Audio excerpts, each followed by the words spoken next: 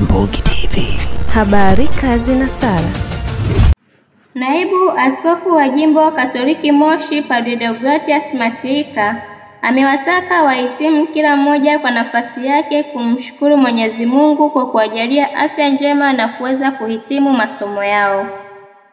Wito huo umetolewa na Padre Deogratias Matirika, Naibu Askofu wa Jimbo Katoliki Moshi, katika tafakari yake wakati wa azimisho la sadaka ya misa takatifu ya mahafali ya kidato cha 4 na kusimika viongozi wapya wa serikali ya wanafunzi wa shule ya sekondari ya Mtakatifu Athanasi Huru, Jimbo Katoliki Moshi, Oktoba 6, 2025.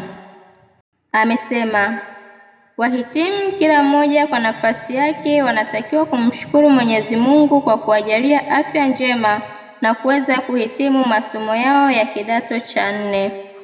Aidha, Padre Deogratias Matirika amewataka viongozi watakaosimikwa kuwa waaminifu na watenda kwa ukamilifu yote yanayofaa katika uongozi kwa kuwasaidia wengine na kuwaongoza vyema.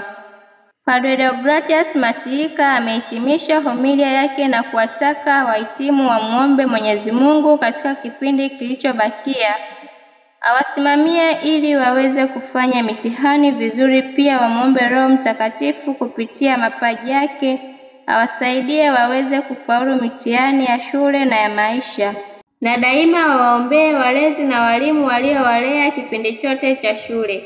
Robi Makoba, Mbogi TV. This is Mbogi TV. Habari, kazi na sala.